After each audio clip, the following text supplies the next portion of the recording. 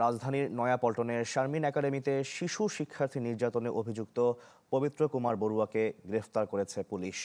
বৃহস্পতিবার রাতে মিরপুর থেকে তাকে গ্রেফতার করা হয়। তিনি ওই স্কুলের ব্যবস্থাপক। এর আগে শারমিন একাডেমির ওই শিশুকে মারধরের ভিডিও সামাজিক যোগাযোগ মাধ্যমে ভাইরাল হয়। ভিডিওতে দেখা যায় স্কুল ইউনিফর্ম পরা ৩-৪ বছর বয়সী শিশুটিকে টানা হেঁচড়া করে একটি কক্ষে নিয়ে যাওয়া হয়।